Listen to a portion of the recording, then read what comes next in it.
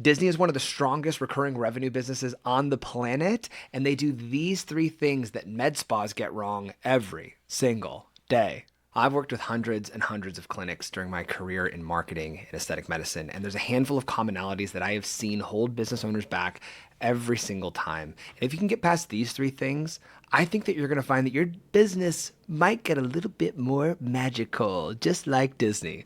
All right, so let's get with the point number one that you need to start working on. You need to focus on outcomes. Focus on outcomes. The thing that Disney does better than anybody on planet Earth is they're not selling you amazing rides. They're not selling you amazing tasting cotton candy and pretzels and all that jazz.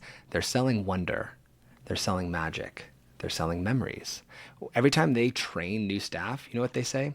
Everything about your job is about one thing: making memories for people. Everything about your job is about making memories.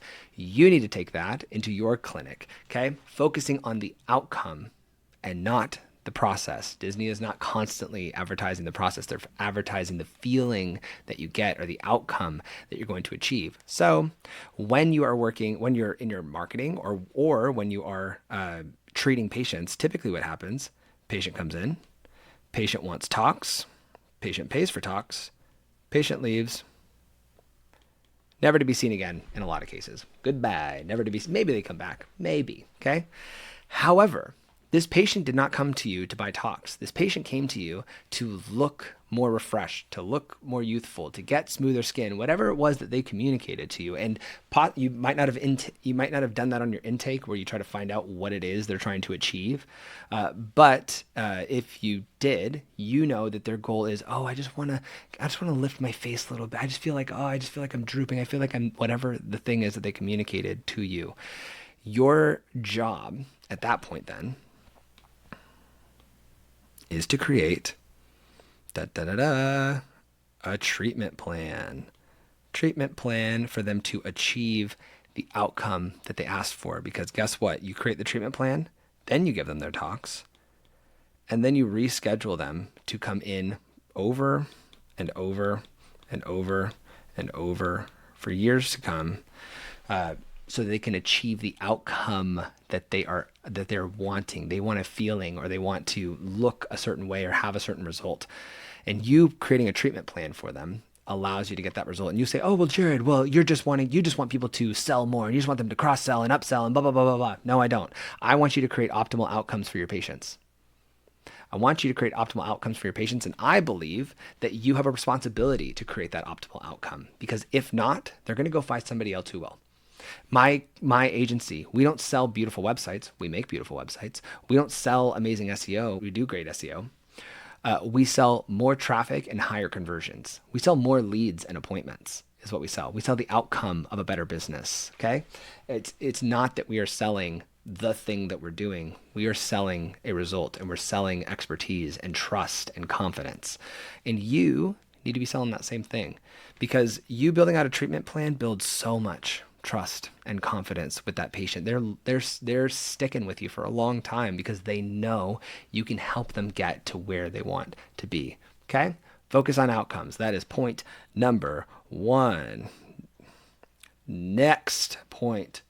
When you go to Disney, get this guy out of here. When you go to Disney, if you go to multiple parks or you go to Disney twice in 1 year, you get this feeling of, I am losing money by not being an annual member. Oh my gosh, I should just have a pass. If I'm going to go more than once a year, I'm losing money if I don't have a pass. Membership is step 2 in your business as well. So somebody comes in. I don't know. There we go. Somebody comes in, and likely you got them to come in from some sort of a new patient offer. Okay, so let's just call it, let's say minus percentage. Maybe they got 10% off. Okay. And you said, hey, just thank you so much for trusting us. We're just so grateful that you're a new patient of ours, and we know we're going to deliver.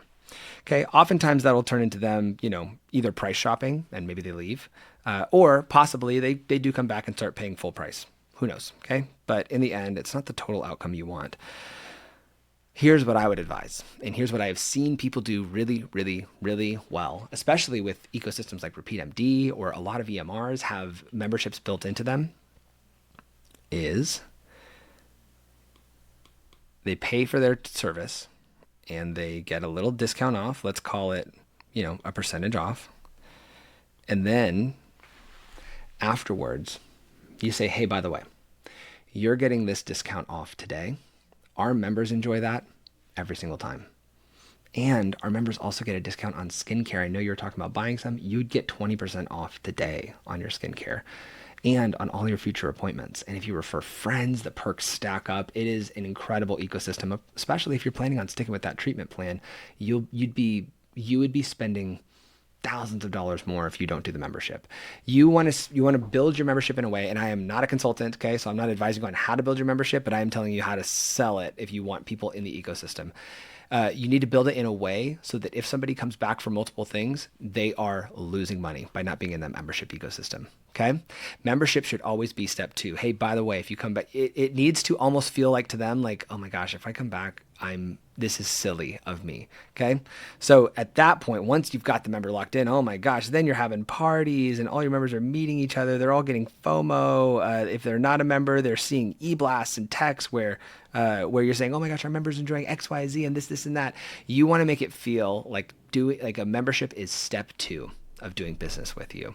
And Disney does that same exact thing. That's why you think, oh, I'd be losing money if I didn't buy a pass. That's crazy. That is point number 2. And point number 3 is that Disney has ongoing enchantment.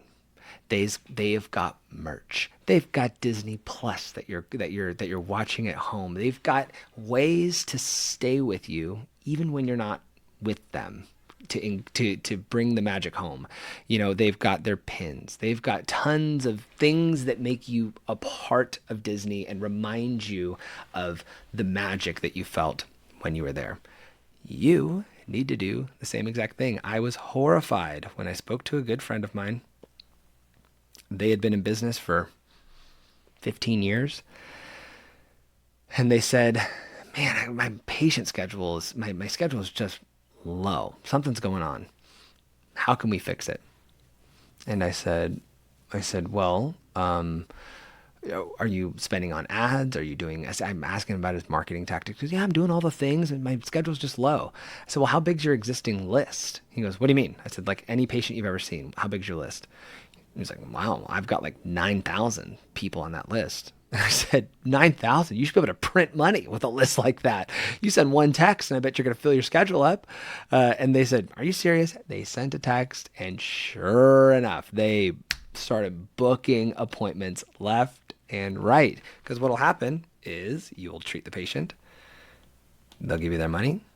And they'll be giving you their contact info. They'll be giving you their email address, and then nothing. And then a big old goose egg afterwards. You're not texting them. You're not emailing them. You're not reaching back out. You're not engaging them on social. They're just gone. Okay?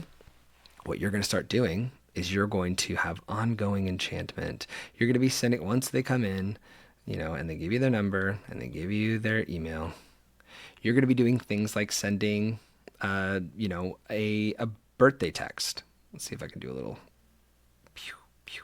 Nice. Okay, there we go. Okay, yeah, that's a cake, right? You're gonna send a birthday text out to them, or you are going to send out an e-blast out to them. Okay, you're going to send out a text blast out to them and say, oh my gosh, we got this great event going on. And you're going to have events. You're going to find ways to keep the magic. I'm going to get rid of this out of my face. There we go. You're going to find ways to keep the magic going for these people because they need to be re-entered into your ecosystem all the time. I like to call that engagement in your funnel stages. That's the engagement stage. But you can think of it as ongoing enchantment as well. So I hope that you learned a whole lot here today. And why your business should be like Disney. You might say, oh my gosh, I don't like Disney. It's like, yeah, but I bet you like those I bet you like the idea of having more people at your business and more people engaged. So as you're growing your clinic this year, I want you to focus on outcomes. I want you to remember that membership is step 2 if you have a membership program. And I want you to have ongoing enchantment with your patients. If you like this video, make sure that you share it with your friends. Make sure that you subscribe, like it, send a comment down below. How are ways that you are keeping ongoing engagement going? Or maybe I missed some Disney analogy that you've got top of mind. Please comment that below, and I'll see you in the next video. Thanks.